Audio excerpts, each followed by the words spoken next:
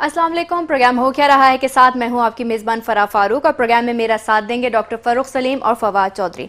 आज के प्रोग्राम में हम बात करेंगे मुल्क की लम्हा ब लम्हा तब्दील होती सियासी सूरत हाल के हवाले से, पाकिस्तान तहरीक इंसाफ, पीपल्स पार्टी और पाकिस्तान मुस्लिम लीग नून की मौजूदा सियासी सूरत हाल में पोजीशन क्या बन रही है। इसके अलावा पाकिस्तान पीपल्स पार्टी में बिलावल डॉक्ट्राइन जगह ले रही है जरदारी डॉक्ट्राइन की। दूसरी जानिब अल्लाह अल्लाह करके मियां नवाज शरीफ को आखिर सिंध का ख्याल आ ही गया, आखिर हो क्या रहा है। इसके अलावा बात करेंगे chief justice of Pakistan justice Jawwad S Khawaja 23 रोज के बाद कल अपने ओहदे से रिटायर होने हैं।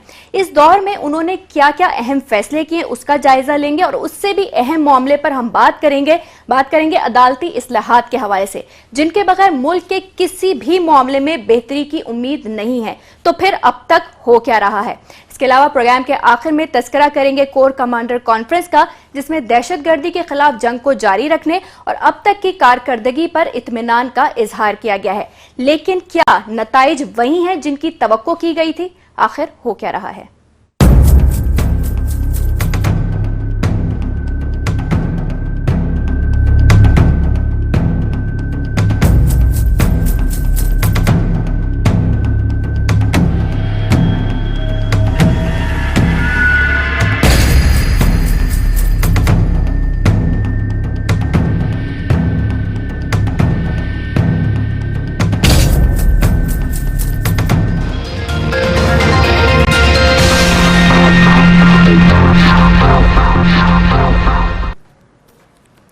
Welcome back. और जैसे कि प्रोग्राम के इंट्रो में ही मैंने कहा था कि हम बात करेंगे मुल्क की लम्हा ब लम्हा तब्दील होती सियासी सूरत हाल के हवाले से, तो पीपल्स पार्टी की सबसे पहले बात कर लेते हैं, जहां पर बिलावल डॉक्ट्राइन जगह ले रही है जरदारी डॉक्ट्राइन का। इसका मकसद क्या है, हम सुनवाते हैं बिलावल भुट्टो जरदारी का क्या कहना था। मुख्तलिफ सियासी रहनुमाओं खुसूसी तौर पर अल्ताफ हुसैन साहब के हवाले से सुन लीजिए।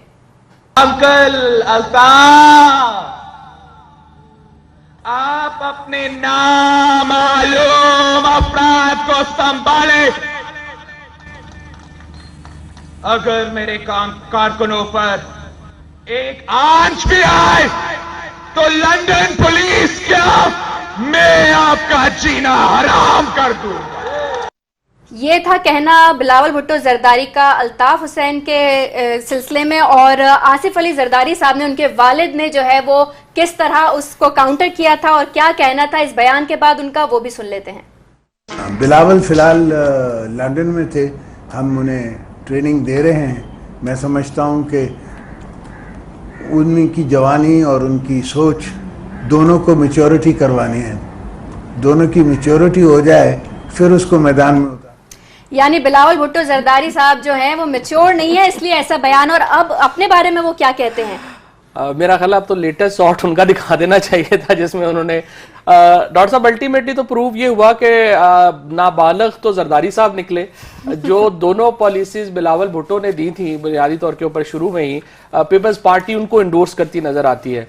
और आज हमने देखा कि कल पहले जो है जरदारी साहब ने एक बड़ा तगड़ा बयान दागा अल्ताफ हुसैन के ऊपर। उन्होंने कहा कि अल्ताफ हुसैन साहब जो हैं वो एक जो पॉलिटिक्स है उनकी वो सूदमंद नहीं हो रही उनकी पार्टी के लिए भी और सिंध के लिए भी, और वो अपनी पॉलिटिक्स के ऊपर नजरसानी करें, वो बिल्कुल फजूल पॉलिटिक्स कर रहे हैं बुनियादी तौर के ऊपर। जरदारी साहब ने जो है कहा, उन्होंने कहा कि रोज रोज की बहुतान तराशी मुत्तहिदा के कायद को जेब नहीं देती। उन्होंने पीपल्स पार्टी को धोखा दिया और उनकी मनफी सियासत जो है वो खुद पीपल्स पार्टी के लिए होगी। और उन्होंने कहा आप रोज तकरीरें ना किया करें। चौधरी साहब, डॉक्ट्रिन वगैरह कोई नहीं, ना जरदारी साहब की कोई डॉक्ट्रिन है, ना बिलावल साहब की कोई डॉक्ट्रिन है। ये कहना है कि उनकी डॉक्ट्रिन थी और इनकी डॉक्ट्रिन अब खत्म हो गई है और बिलावल साहब की डॉक्ट्रिन आ रही है, ये मामला ये है कि क्या ये पीपल्स पार्टी की तंजीम नौ, मुकम्मल तंजीम नौ करना चाहते हैं या नहीं करना चाहते। जो करप्शन और सियासत का गठजोड़ बना हुआ है और उसको ये बढ़ाई चले जा रहे हैं, उसको ये तोड़ना चाहते हैं या नहीं तोड़ना चाहते। ट्रायल एंड एरर चल रहा है डॉक्टर साहब, एक एक पत्ता फेंका जाता है, उसका रिएक्शन देखा है मेरे ख्याल में। एक तो फर्क जज साहब मैं ये नहीं समझ पाया हूं कि दो बड़ी पार्टीज हैं सिंध की, दोनों के लीडरान बाहर हैं, सियासत मुल्क से बाहर हो रही है, पत्ते यहाँ खेले जा रहे हैं, इसके खिलाफ कोई कानून साजी होनी चाहिए। दुबई इजलास के हवाले से भी बात कर ली जाए, अगर 6 घंटे इजलास हुआ, 6 घंटे इजलास हुआ। डॉक्टर साहब बात ही होती है कि जो सियासत है ना वो हमेशा मैं ये आपको कहता हूं कि कानून से बालातर प्रोसेस है। वो पॉलिटिक्स जो है वो कानून उसको रेगुलेट नहीं करता। आप इल्ताफ हुसैन जो अभी अदालत ने भी कोशिश की है हमारे यहाँ, फिर पेमरा ने भी इल्ताफ हुसैन के बयानात के ऊपर दिया है, बड़े बुरे टेस्ट में फ्रैंकली है, नहीं करना चाहिए था। तो सब दिन ममालिक में सियासत बालातर हो जाती है कानून से, उन ममालिक में ये हाल होता है। नहीं, कोई हाल नहीं होता। तो हमेशा जो है दायरे से बाहर निकल के तो कोई चीज भी नहीं। एक तो जुर्म है ना, एक है जो प्रोसेस है, एक तो है ना कि जो एक्सप्रेस लीगल प्रोविजंस है उसके वो तो दायरे कायदे और कवायद। ये पाकिस्तान में बैठ के देखिए, बात यह है कि होना तो पाकिस्तान में बैठ के होना चाहिए, लेकिन उन करोड़ों लोगों को मैं और आप तो उनके फैसला नहीं करेंगे। हम उन्हें एजुकेट कर सकते हैं, हम उन्हें बता सकते हैं, जिस तरह आप बता रहे हैं कि उनको पाकिस्तान वापस आना चाहिए और सियासत करनी चाहिए। लेकिन अगर आप या तो आप जमहूरियत में हैं या आप जमहूरियत में नहीं हैं। अगर लोग जो है वो कुछ लोग जो है वो अल्ताफ हुसैन को इसके बावजूद वोट देना चाहते हैं कराची में, जो कि वो इतने बड़े क्राइम्स में मुलव्वस हैं, वो इतने बड़े मामलात में मुलव्वस हैं, मैं आप अदालत हुकूमत को यह इख्तियार हरगिज हासिल नहीं है कि हम उन्हें जबरदस्ती वोट देने से रोक दें। हमने समझा सकते हैं, हम बात कर सकते हैं, और जिस तरह से हम गलत डेफिनेशन करते हैं। बात ये नहीं, बात यह है कि मैं सबसे इंपॉर्टेंट जमहूरियत में जो राइट है ना वो है राइट टू डिसएग्रीमेंट। मेरा आपको पता है हमारा यहां पर इल्ताफ हुसैन साहब की सियासत से एमकेएम की सियासत से बहुत इख्तलाफ है और हमने बड़ी खुल के उनके ऊपर तनकीद की और एमकेएम वालों ने भी हम पर जो है हमेशा खुल के तनकीद की है। लेकिन राइट टू मेरी बात से डिसएग्री करने का जो राइट है उसको प्रोटेक्ट करना मेरा फर्ज है, क्योंकि मैं कल 1000 चीजों से डिसएग्री करूंगा फिर आप मुझे भी कहेंगे कि ये बुरी बात है। देखिए, जमहूरियत की डेफिनेशन ठीक करना पहले वो अव्वलीन फर्ज होना चाहिए। हमारे लीडरान ये कहते हैं कि इलेक्शन हो गया, ये जमहूरियत मुकम्मल हो गई। अब पिछले 44 सालों में, पिछले 45 सालों में, 44 सालों में हमने कोई 10 इलेक्शन, 11 इलेक्शन करवा डाले और ये जमहूरियत का पहिया चल रहा है। ये बातें सही हैं। देखिए, जमहूरियत सिर्फ इलेक्शन का नाम नहीं है। जब तक उसमें एहतसाब ना हो, जब तक उसमें रिस्पॉन्सिव गवर्नमेंट ना हो कि जो इलेक्ट होके आए हैं लीडर्स, उन्होंने वोटर्स की जो ख्वाहिशात है उसकी अमल दरामद, तो अब ये 2/3 तो है नहीं, बिल्कुल सही बात है। 1/3 जमहूरियत पे आप बैठे। लेकिन बात ये नहीं है, इलेक्शंस भी एक अहम हिस्सा है, लेकिन आप देखें हमेशा हम क्या समझते हैं, हम ये कहते हैं कि ऊपर से हुक्मरान जो है वो सारे अच्छे हो जाए, सोसाइटी बेहतर ना हो। यूं नहीं होता। आपकी सोसाइटी बेहतर होती है और हुक्मरान बेहतर होते हैं। आप ऊपर से प्रोसेस मुसल्लत नहीं कर सकते, प्रोसेस नीचे से ऊपर जाते हैं। लेकिन यहां पर ये थोड़ा सा मैं आपको जरूर बता दूं कि जो जुर्म है उसकी कोई एहतसाब का ये गुंजाइश नहीं है कि वो वोट से एहतसाब होगा। जो जुर्म है, जो करप्शन है, उसके ऊपर डॉक्टर आसिम की और दीगर मिसालें हमारे सामने हैं। वो तो हो भी रहा है। ये मामला पाकिस्तान को दुरुस्त होना, ये नीचे से ऊपर नहीं जाएगा, ये ऊपर से नीचे आएगा। जब हमारे लीडरान सही पॉलिसी बनाएंगे, ये बात सही। तो अगर हमारे लीडरान आज करप्शन बंद कर दें तो करप्शन नीचे तक खत्म हो जाएगा। यहां पर एक बुनियादी मेरा जो नुक्ता है, मैं जिसको समझा नहीं पा रहा, वो है कि एक है आपका पॉलिटिकल प्रोसेस और एक है आपकी क्रिमिनल लायबिलिटी। ये दो मुख्तलिफ चीजें हैं। मैं ये कह रहा हूं कि पॉलिटिकल प्रोसेस को, जिसके नतीजे में तो मुल्क बन जाते हैं। पाकिस्तान जो है, अगर आप बरतानिया के कानून पे हम चलते रहते तो पाकिस्तान क्रिएट हो सकता था? नहीं हो सकता था ना।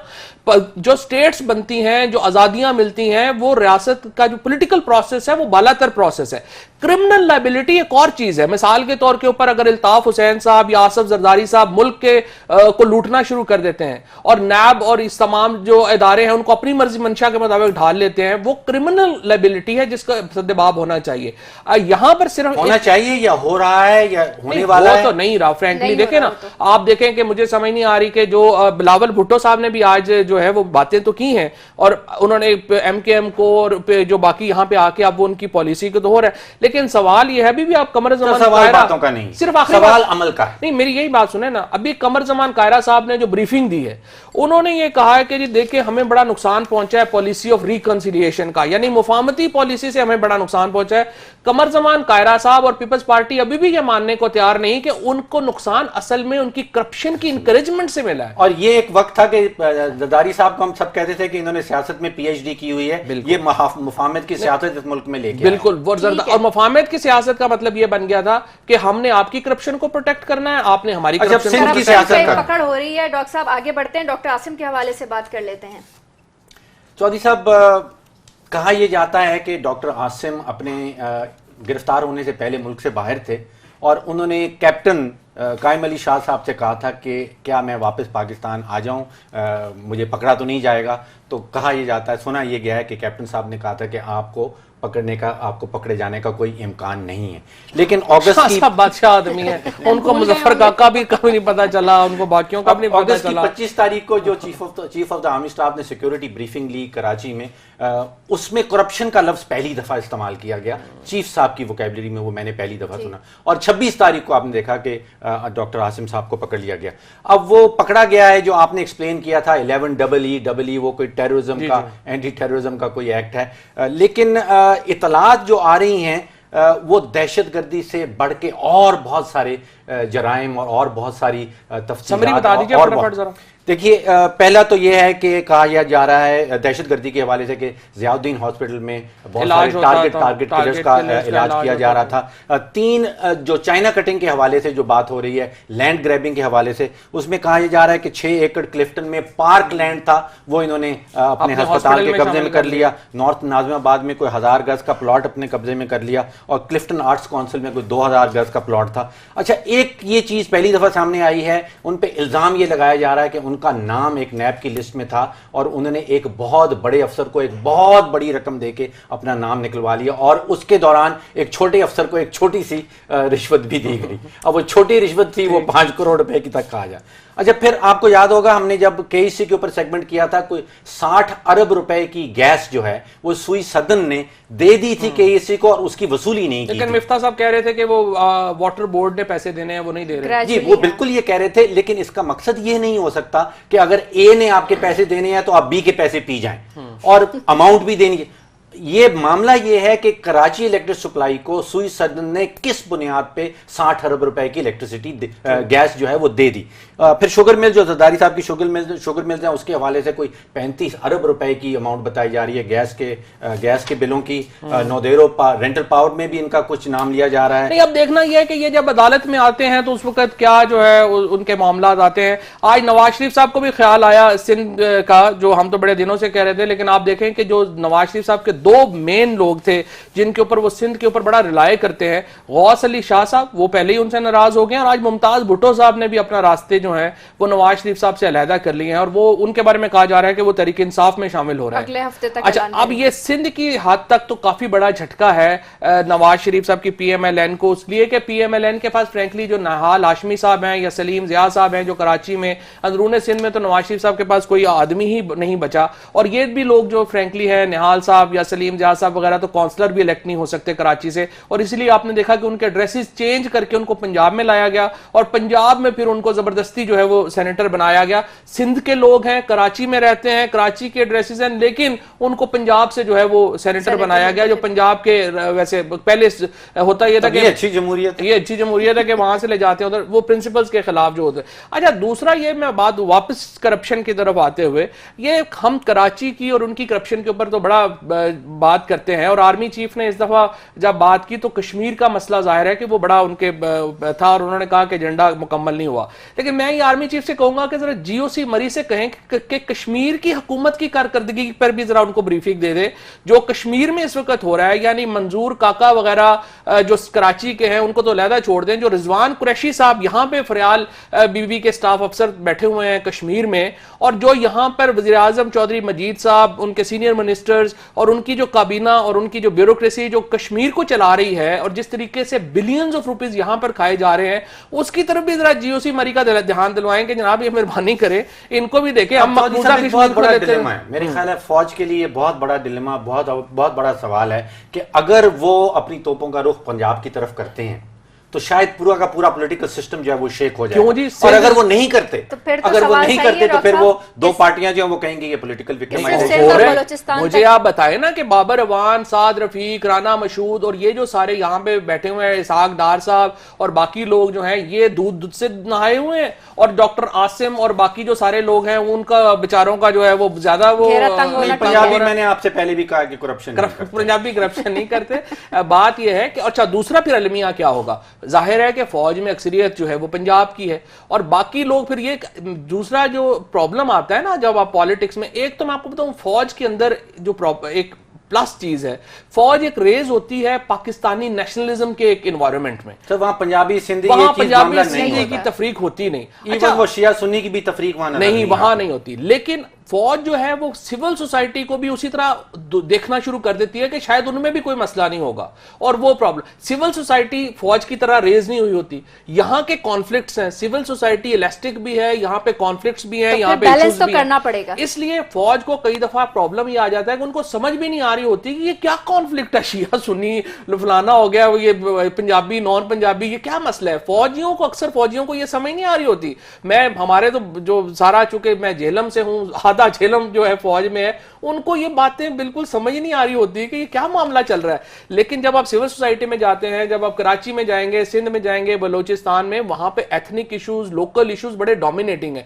और जब आप इस तरह से एक पॉलिटिक्स कर रहे होंगे तो बड़ा ये प्रॉब्लम होगा।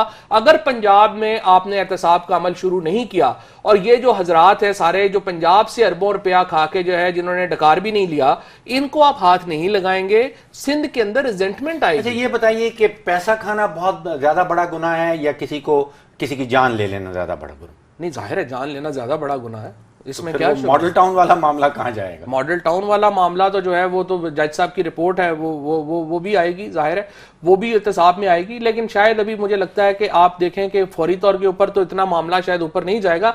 वो मामला तो जाएगा जब हुकूमत नहीं होगी। फ्रैंकली ये भुट्टो साहब ने भी यही हुआ था, आप देखें कब ये जमहूरियत की हुआ था।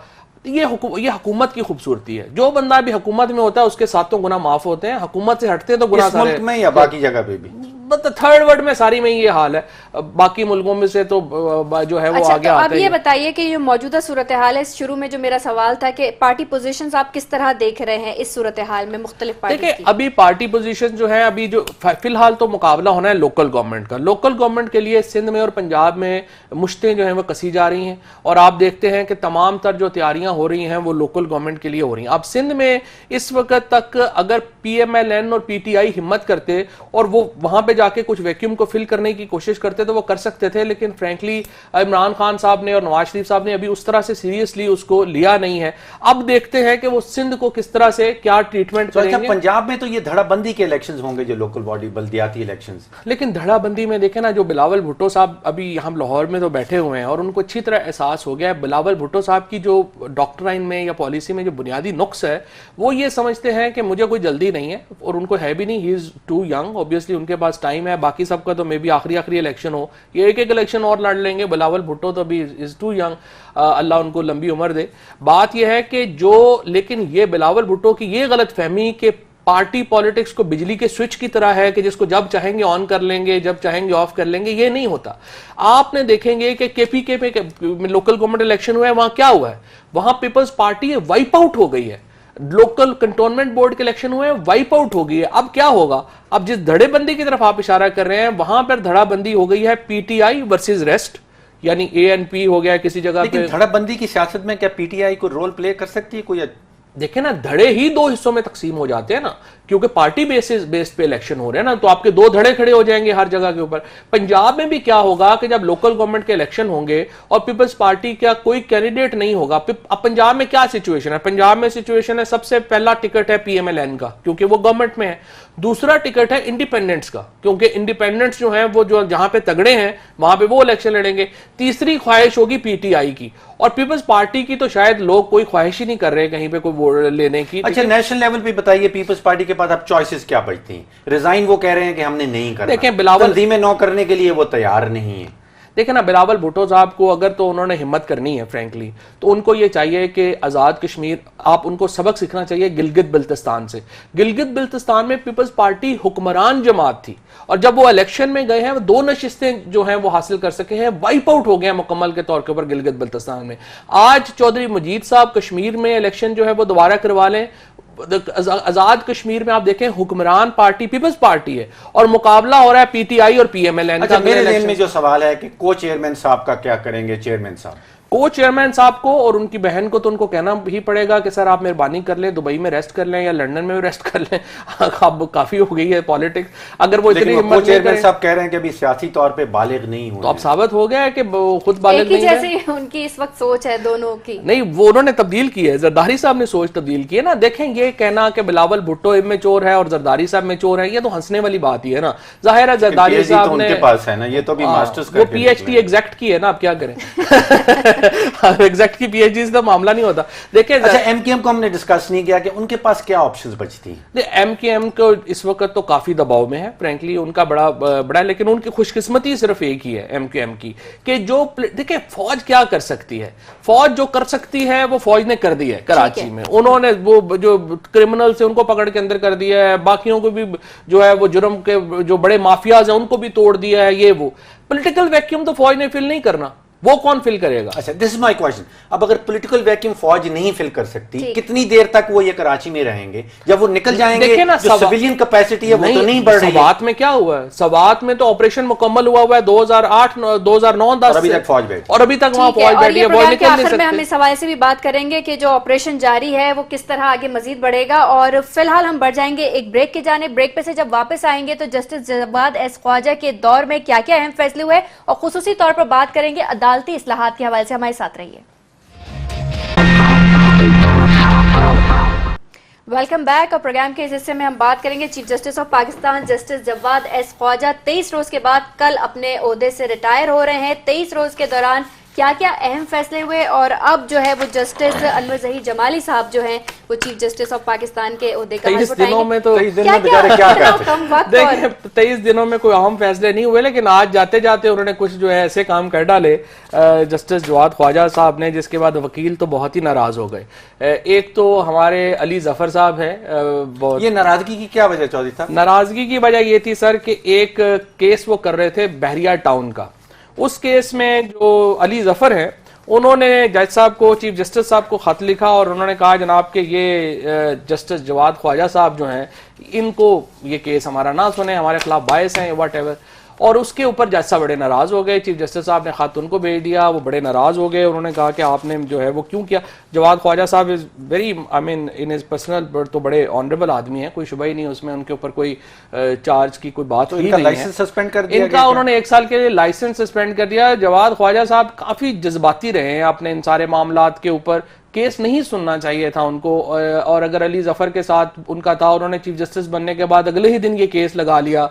और इसके बाद अब क्या हुआ है जाते जाते कि ना तो पाकिस्तान बार काउंसिल उनके जो इलवदाई तकरीब है उसमें शिरकत कर रही है, ना ही सुप्रीम कोर्ट बार काउंसिल वहां पे जा रही है। जल्दी सब काम किया ना उन्होंने। नहीं, लेकिन आप इतने पर्सनल केसेस को ना लगाएं भाई। आप 23 दिन के लिए आए हैं, आराम से एंजॉय करें। अली जफर साहब बहरिया के वकील थे, शायद उनको फीस तो मिलती रहे। नहीं, वो फीस का तो मसला नहीं है, बट अली जफर जो है वो ऑल्सो सुप्रीम कोर्ट बार के प्रेसिडेंट है। अब इलेक्शन उनका बन गया है, मुझे लगता है उनको कंपेन करने की भी जरूरत नहीं होगी क्योंकि वकीलों में जो है वो मामला उसका चल रहा है। लेकिन डॉक्टर साहब ये सिर्फ आपने बहुत इंटरेस्टिंग जो है इशारा किया कि 23 दिन के लिए आए थे, तो अभी ये लिस्ट जो है मैं देख रहा हूं कि पिछले 2000 में ये 15 सालों में जो जजेस आए हैं, मतलब ये किस तरह से सुप्रीम कोर्ट और हमारी जुडिशरी का जो मामला चल रहा है, मैं हैरान हूं। आप देखें कि कम से कम जस्ट जवाद ख्वाजा साहब 23 दिन के लिए आए हैं और इससे पहले बशीर जहांगीरी साहब 24 दिन के लिए चीफ जस्टिस आए हैं, जिसमें बकौल आपके 15-16 दिन ही रह जाते हैं वर्किंग डेज अगर बात। हाँ, अगर आप छुट्टियां निकाल दें तो 15-16। और चीफ जस्टिस इफ्तिखार चौधरी साहब ने तो फिर आपने देखा कि उनको भेजने के लिए दुआएं करनी पड़ी लोगों को कि अल्लाह करे हम जान छुटे, और बड़ी मुश्किल से वो। इसमें फ्लॉ क्या है? बाकी ममालिक में क्या हो? देखिए, पहली बात तो ये है कि बाकी ममालिक में जो है वो भी फ्रेंकली, इंडिया में तो ऐसे ही है, वहां पे भी जो है वो एज के ऊपर डिपेंडेंट है। लेकिन ये बुनियादी सुकम है, और इंडिया का जुडिशल सिस्टम भी हमारे से भी ज्यादा पैथेटिक है। अगर आप उनके डिलेज पे जाए उसमें, मुझे सिर्फ ये समझ नहीं आती कि इस तरह 20-20 दिन के लिए अगर हम सीडीए में अपॉइंटमेंट्स करें, अगर 20 दिन के लिए हम आर्मी चीफ लगा दें, 20 दिन के लिए हम चेयरमैन सेनेट लगा दें, मुझे आप बताएं कि क्या उस इदारे की कोई पॉलिसी बन सकती है? और यही एग्जैक्टली हो रहा है कि हमारे यहाँ जो सुप्रीम कोर्ट में 20-20 दिन के लिए जजेस आ रहे हैं, और या फिर आते हैं तो जाते ही नहीं हैं, जो 7-7 साल के लिए।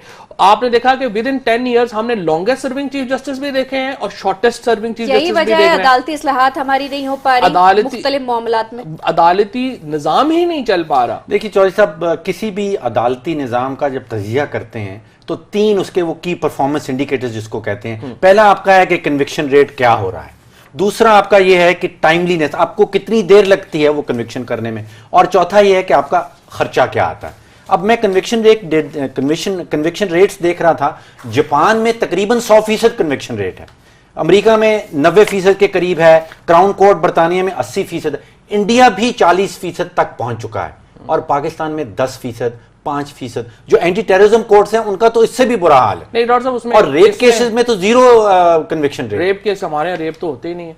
अच्छा, बात यह है कि ये और शरई कोर्ट बैठी हुई है माशाल्लाह, 2.5-3 करोड़ रुपया महीने का हम खर्च करते हैं सिर्फ 4-5 मौलवियों को अकोमोडेट करने के लिए भी। अच्छा, अब ये डॉक्टर साहब आप देखें, अब ना कन्विक्शन रेट अच्छा है ना हमारा टाइमलीनेस, हमारे 15 साल लग जाते अब हैं। ये सारे मसाइल हम अदलिया के बारे में तो डिस्कस करते रहते हैं। अब सवाल यह है कि होना क्या चाहिए। अब कुछ बातें जो हैं वो एक तो तय हुआ था पीएमएलएन में और पीपल्स पार्टी में, जब मिसाक जमहूरियत हुआ था, इन्होंने तय किया था कि हम एक कॉन्स्टिट्यूएंट असेंबली कॉन्स्टिट्यूएंट कोर्ट बनाएंगे, यानी एक आईनी अदालत बनाएंगे जो सुप्रीम कोर्ट के ऊपर होगी। इसमें तय यह किया गया था कि 7 जजेस या 9 जजेस होंगे, तमाम सूबों से बराबर जजेस बैठेंगे, और ये 9 जजेस जो है वो आईनी अमूर से मुतालिक जो है वो फैसले करेंगे, और उनका चीफ जस्टिस कैसे होगा, क्राइटेरिया क्या होगा, ये एक बड़ा ही जबरदस्त इन्होंने कोर्ट के फॉर्मूला दिया था वो बनाने का। जब से पीएमएलएन और नवाज शरीफ साहब और आसफ जरदारी साहब आए, वो भूल ही गए कि हमने ये दिया, क्योंकि इफ्तिखार चौधरी साहब पहले नवाज शरीफ साहब को सूट कर रहे थे, बाद में जरदारी साहब को सूट कर रहे थे, लिहाजा उन्होंने कहा कि नहीं बस ऐसे ही चलते रहने दिया जाए। लेकिन बिल्कुल हमारा एग्जिस्टिंग स्ट्रक्चर जो सुप्रीम कोर्ट का है गलत है। उसकी वजह क्या है, आप देखें कि जो चीफ जस्टिस साहबान आते हैं, मसलन आज देखें चीफ जस्टिस साहब ने बड़ी जल्दी में उर्दू को दफ्तरी जबान बनाने का जो है वो फैसला कर दिया। उसकी वाहिद वजह यह है कि चीफ जस्टिस साहब खुद चाहते हैं कि उर्दू वो बोलना चाहते हैं और उन्होंने कर दिया। यूं फैसले नहीं हुआ करते। अगर मेरी एक ख्वाहिश है और उसको मैं इंप्लीमेंट करना चाहूं अदालतों के जरिए या अदालती अपनी पोजीशन के जरिए, ये गलत बात है। अच्छा, अदालती इस्लाहात के ऊपर आ जाए जी, क्या बताएं कि एक तो मैंने आपको बताया कि कॉन्स्टिट्यूएंट असेंबली, कॉन्स्टिट्यूएंट कोर्ट होनी चाहिए जो कॉन्स्टिट्यूशनल इश्यूज को वो डिटरमाइन करे, और supreme court should be an appellate court only, जिसमें के जो मुकदमात हैं उनके फैसले वहां पे जाएं और उसकी तादाद। दूसरा जो प्रॉब्लम आ रहा है इस वक्त वो ये आ रहा है कि हाई कोर्ट लेवल के ऊपर अगर आप पेंडेंसीज देखें तो वो इतनी ज्यादा हैं, 2 लाख के करीब सारे हाई कोर्ट्स को मिला के 2 लाख पेंडेंसीज हैं। ये सिर्फ हाई कोर्ट में है। अगर आप निचली अदालत में चले जाएं तो फिर 20 से 30 लाख। इसका मतलब क्या है? एक तो डेटा भी पूरा नहीं है इनके अच्छा, पास। 2014 का तो सुप्रीम कोर्ट ने भी डाटा नहीं दिया। अच्छा, लेकिन अब मसला क्या है? मसला क्या है कि आपने क्या किया इफ्तिखार चौधरी साहब के दौर में कि बजाय इसके कि आप निचली कोर्ट्स को मजबूत करते, आपने सुप्रीम कोर्ट को नीचे ले गए। ये आप नहीं करते। हर चीज का एक्शन जो है सुप्रीम कोर्ट आप ने लेना हमेशा शुरू कर जो दिया। निचले इदारे होते हैं उनको मजबूत करते हैं और उनको लेके आप ऊपर अच्छा, आते हैं। मुझे ये बताइए कि अगर आप कॉन्स्टिट्यूशनल कोर्ट एक अलग से बना लेते हैं, सुप्रीम कोर्ट अलग से है, तो ये पेंडेंसी जो है, ये पड़े हुए नहीं, केसेस हैं, ये इनमें कम नहीं, कोई कमी नहीं होगी, इसका इससे ताल्लुक ही नहीं है। इसको उस वक्त तक आपका जो मामला है खत्म नहीं हो सकता जब तक आप ज़िलई अदालतों को अपना फोकस ना बनाएं और फाल ना बनाएं। वो किसकी सबसे जिम्मेदारी पहले तो आप इंडक्शन प्रोसेस देखें। आप हाई कोर्ट्स में देखें, इस वक्त जो 100% जज है ना पाकिस्तान में, वो सिफारिश पे आए हुए हैं। 100% जज, दोबारा कह दीजिए। 100% जज पाकिस्तान के हाई कोर्ट्स के, सुप्रीम कोर्ट के सिफारिश पे। तो सिफारिश कौन करता क्यों? है? अब मैं ये क्यों कह रहा हूं सिफारिश में कह रहे हैं? अब सिफारिश को आप नेगेटिव टर्म में ना लें। ये तमाम जज रिकमेंडेशन बेसिस पे आए हुए हैं, रिकमेंडेटरी बेसिस के ऊपर आए हुए हैं। इनमें से किसी ने जो है वो इम्तिहान के जरिए, कोई ओपन मेरिट के जरिए नहीं आए हुए।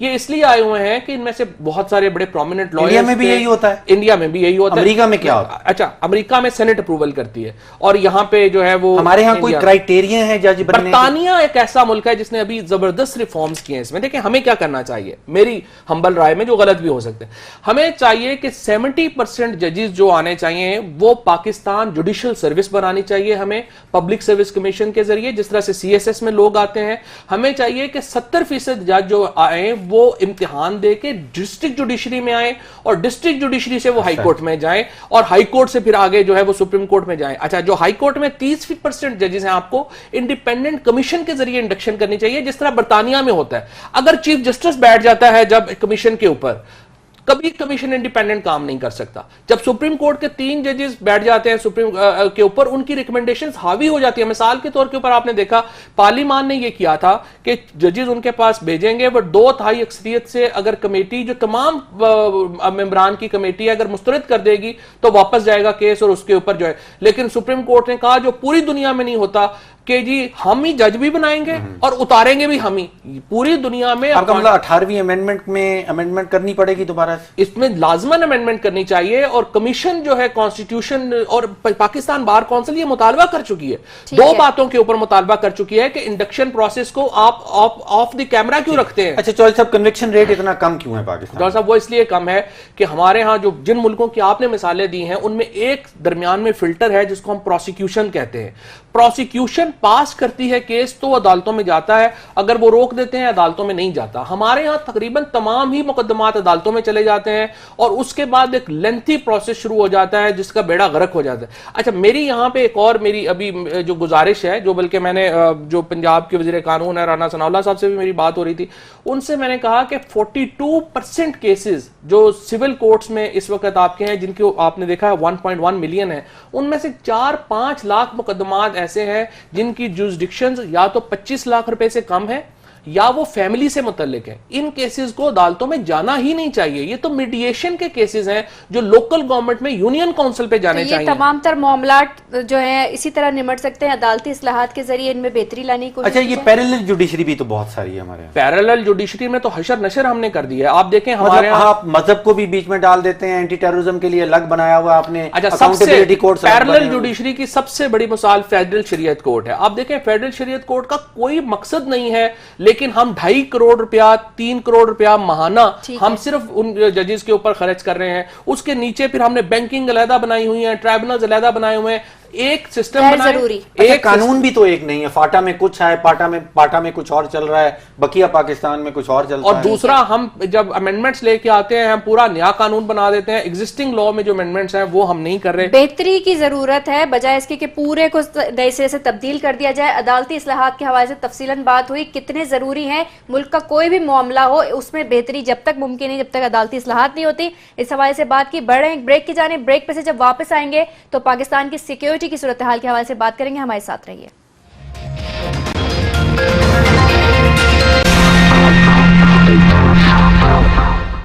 Welcome back. और प्रोग्राम के इस हिस्से में हम बात करेंगे कोर कमांडर कॉन्फ्रेंस के हवाले से, जिसमें दहशतगर्दी के खिलाफ जंग को जारी रखने और अब तक की जो कारकर्दगी है उस पर इत्मीनान का इजहार किया गया है। क्या क्या अचीवमेंट्स हैं और क्या वही नताइज हैं? सब 2 नई चीजें, सॉरी फरहाद, 2 नई चीजें जो मैंने कोर कमांडर्स की कॉन्फ्रेंस के ऊपर निकलती हुई देखी हैं। एक तो कहा गया है कि हालिया ऑपरेशन जो चल रहा है उस पर किसी किस्म का दबाव बर्दाश्त नहीं किया जाएगा। अब ये दबाव कौन डाल रहा है फौज के ऊपर कि आप ये ऑपरेशन रोकें या ऑपरेशन की सिमत बदलें?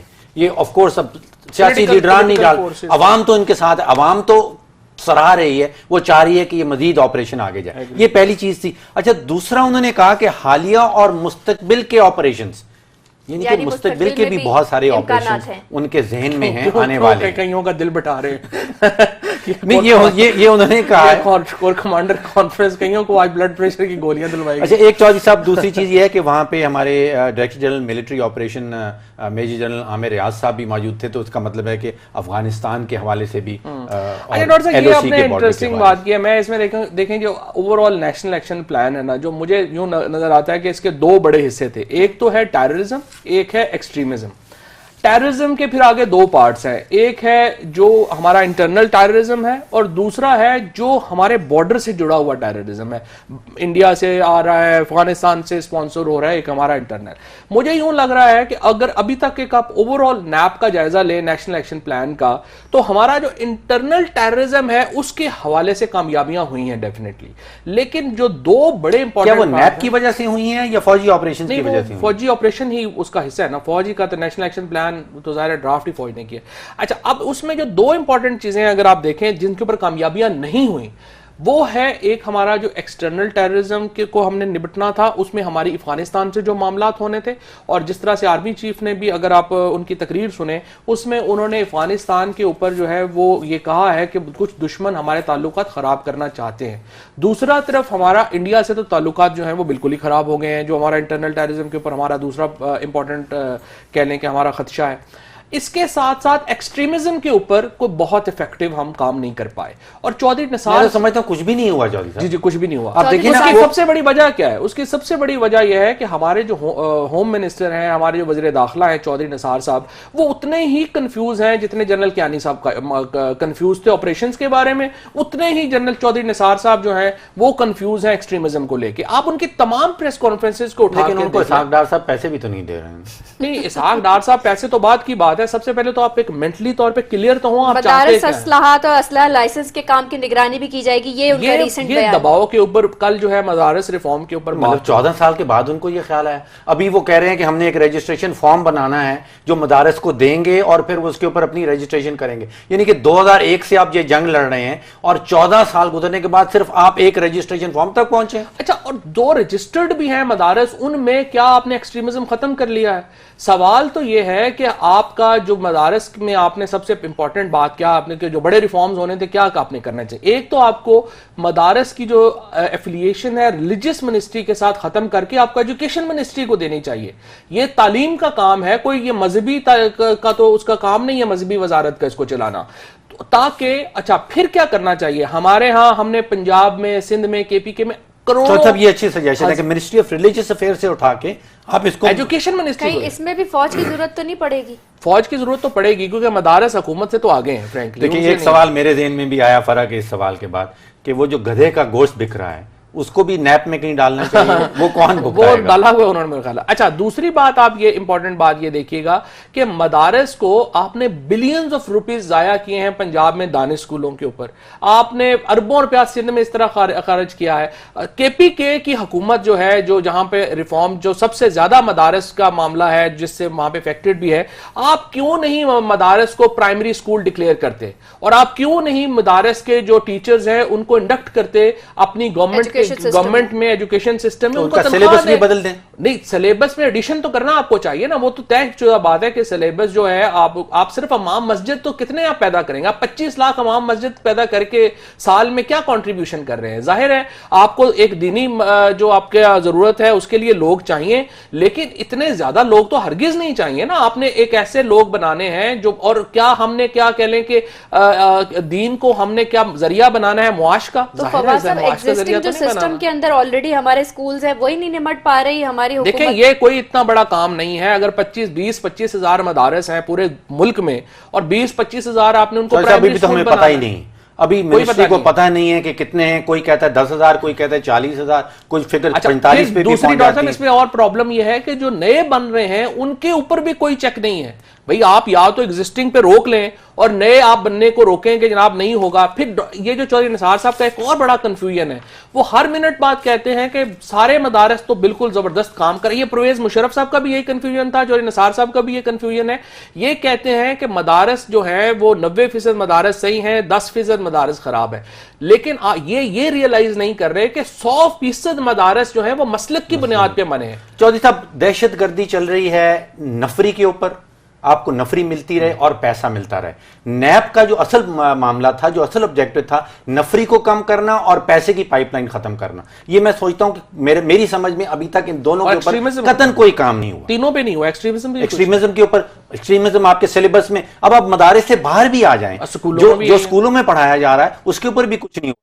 जो नेशनल एक्शन प्लान में स्पेसिफिक पॉइंट्स लिखे गए थे कि एनुअल ऑडिट्स किए जाएंगे, सोर्स ऑफ फंडिंग पता की जाएगी, इनमें से तो किसी के ऊपर भी कोई अमल दरामद शुरू नहीं। और बड़े बड़े मदारस के ऊपर ही कुछ नहीं हुआ। छोटे मदारस को तो आप छोड़ दें, बड़े बड़े जो मदारस चल रहे हैं वो किसके पैसों से चल रहे हैं? जहां पे सैकड़ों हजारों स्टूडेंट्स अगर आ रहे हैं, वो कैसे आ रहे हैं? उनके फंड्स कहां से आ रहे हैं? तो बात होती है कि फंड्स रोक दिए जाएंगे, इनको बिल्कुल फराहमी बंद। तो बताए ना कि किस फंड्स जो आ रहे हैं। मिसाल के तौर के ऊपर लाल मस्जिद है, बनोरी टाउन है, जामिया कोड़ा खटक है, उसके बाद जो सिंध के अंदर मदारस हैं, मुल्तान के अंदर जो बड़े बड़े मदारस हैं, उनकी बताएं कि उसमें इतने स्टूडेंट्स हैं और इतने लोग जो है वहां से पढ़ के असूली तौर पे अगर 2001 से आपने जंग शुरू की है तो 2002 में ये काम हो जाना चाहिए था। हम अब 2015 में बैठे हुए और अभी रजिस्ट्रेशन फॉर्म बना रहे हैं। रजिस्ट्रेशन होगी फिर और रजिस्ट्रेशन फॉर्म बना रहे हैं, जैसे डॉक्टर साहब ने कहा, अभी चौधरी निसार साहब ने कल इंकशाफ फरमाया है कि अभी हम जो है उसके ऊपर बना रहे हैं। अच्छा, अब लेकिन उन्होंने कहा हम बहुत उम्दा वाला बनाएंगे और बड़ी आसानी हो जाएगी मदारिस को रजिस्टर। अच्छा, अब दूसरा आप देखें कि आज एक झटका पहुंचा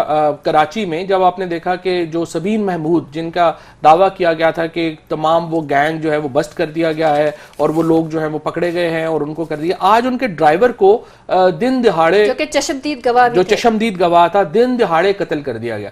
अब आप मुझे देखें कि जहां पर गवाहों की जिंदगियों की हिफाजत ये हो, जहां पर आपके अहम तरीन, जिसके ऊपर न्यूयॉर्क टाइम्स, वॉशिंगटन पोस्ट, किस किस अखबार ने सबीन महमूद के ऊपर जो है वो नहीं किया। चौधरी साहब, ये आपकी जुडिशियल रिफॉर्म्स में भी एक नुक्ता बन जाता है विटनेस प्रोटेक्शन प्रोग्राम के हवाले से। जी बिल्कुल, उसमें भी बनता है, लेकिन यहां पर आप देख लें कि सरकार की जो प्रोटेक्शन पॉलिसी है अपने इंतहाई अहम तरीन मुकदमात में वो कैसी है। वली बाबर केस में तो आपने देखा कि 9 के 9 गवाहों को जो है वो कत्ल कर दिया गया। अच्छा, अब यहां पर ये मामला आ जाता है कि एक तरफ तो हम, अच्छा, अफगानिस्तान से हम नहीं डील कर पाए, अभी तक हमारा मामला फजलुल्लाह वगैरह वहीं पे बैठे हुए हैं, आराम से चल रहा है। वही इंडिया से हमारे ताल्लुकात जाहिर है बड़े डिटेरिएट हो गए हैं, वहां पर भी जाहिर है मुझे नहीं लगता कि ये अब एक अच्छी बात हुई है, आज बीएसएफ और रेंजर्स की मुलाकात होगी, लेकिन यूं नहीं लग रहा कि कोई मामला जो है इस बॉर्डर के ऊपर भी ठीक होंगे, अफगानिस्तान बॉर्डर के ऊपर भी मामला खराब होंगे, ईस्टर्न बॉर्डर के ऊपर भी मामला खराब होंगे, और उसके बाद हमारे अंदर का जो एक्सट्रीमिज्म है, तो डॉक्टर साहब ये तो कंक्लूड होता नहीं लगता मामला। चौधरी साहब, अंदर का जो टेररिज्म है जिसका आपने जिक्र किया, उसके 3 इंडिकेटर्स हैं। एक तो खुदकश हमले हैं, हलाकतें हैं और फिर बॉम्ब ब्लास्ट हैं। इन तीनों में कराची में देख लीजिए या पूरे पाकिस्तान में देख लीजिए, बहुत जमीन आसमान का फर्क आया है। यानी कि कराची में तो तकरीबन 80 से 90% तो मौजूदा हिकमत अमली को ही लेके अगर आगे बढ़ा जाए बेहतरी की। लेकिन इसमें सिविलियन रोल जो है वो बड़ा जरूरी है, वो लैग कर रहा है, वो पीछे जा रहा है। मैं यही कह रहा था कि फौज तो अपने जो ऑप्टिमम जो आप कह लें कि आप वो कर सकते हैं, वो उन्होंने कर दिया है ऑलरेडी। उन्होंने टेरिटरीज खत्म कर दी हैं, उन्होंने जो एग्जिस्टिंग उनका इंफ्रास्ट्रक्चर था टेररिस्टों का वो तबाह बर्बाद कर दिया है, उनकी जो माफियाज हैं वो उन्होंने खत्म कर दिए हैं। लेकिन यहां से आगे तो एक परमानेंट बॉडीज बनने का अमल शुरू होता है, वो कैसे शुरू हो? चौधरी साहब, जो दहशतगर्दी के खिलाफ जंग है उसमें 1/3 रोल जो है वो फौज का है और 2/3 रोल जो है वो सिविलियंस का है। किरदार शुरू होता है जो हम सिविलियंस की रिस्पॉन्सिबिलिटी बनती है। हम वो 1/3 रोल तो कर रहे हैं, लेकिन वो 2/3 जो है, जैसे जमहूरियत में भी 2/3 मिसिंग है, वैसे ही दहशतगर्दी के खिलाफ भी 2/3 रोल मिसिंग है। 2/3 रोल जो है वो मिसिंग है। तो अब किसका जो है वो मौसर रोल प्ले करने की जरूरत है और इस नतीजे अभी हमने स्टेप्स क्या क्या लेने हैं, जो मोस्ट इंपॉर्टेंट स्टेप्स है मेरे ख्याल में। एक तो देखें, फॉरेन ऑफिस की सरताज अजीज साहब की उनकी जिम्मेदारी है कि उन्होंने अफगानिस्तान के ऊपर क्या मामला करना है, इंडिया से क्या मामला करना है, हमारे नेशनल सिक्योरिटी एडवाइजर्स मिलेंगे नहीं मिलेंगे, टेररिज्म पे बात होगी, एक एक्सटर्नल डायमेंशन है उसकी, वो हमने देखना है। इंटरनली हमने अपने एजुकेशन सिस्टम नंबर 1, नंबर 2 आपके फाइनेंशियल्स उनको, और नंबर 3 ओवरऑल जो हमारी सोसाइटी में एक एक्सट्रीमिज्म है उसको नीचे लाना है, और नफरी जो जा रही है नफरी को रोकना है। ठीक है। और तफसीलन बात की हमने दहशतगर्दी के खात्मे के लिए जो इकदाम किए जा रहे हैं अब तक कितने मौसर साबित हुए, उन्हें मजीद मौसर बनाने के लिए, नताइज को मौसर बनाने के लिए मजीद किन इकदाम की जरूरत है। इसके साथ ही हमें दीजिए इजाजत। अल्लाह हाफिज।